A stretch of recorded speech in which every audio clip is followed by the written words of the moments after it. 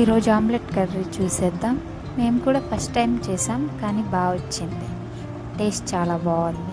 ముందుగా ఒక ప్యాన్ తీసుకొని అందులో ఆయిల్ వేసుకొని ఎగ్, సాల్ట్, పసుపు, కొంచెం కారం వేసుకొని అలాగే ఉంచండి కదపకుండా. ఇంకా బాయిల్ అయినాక తిప్పుకొని తీసి పక్కన పెట్టుకోండి. అలా మనకి ఎన్ని కావాలంటే అన్ని. తర్వాత అదే ప్యాన్లో కొంచెం నూనె వేసుకొని అది వేడెక్కాక తిరగమాత గింజలు,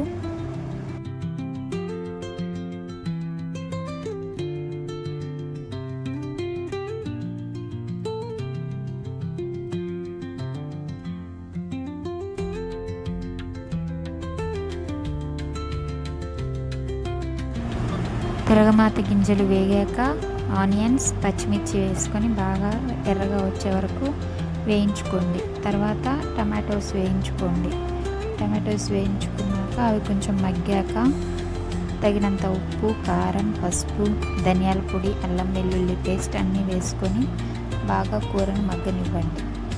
మగ్గిన దాని తర్వాత కావాలంటే కొంచెం వాటర్ పోసుకొని ఉడకనివ్వండి. ఉడికిన దాంట్లో ఆమ్లెట్ వేసుకొని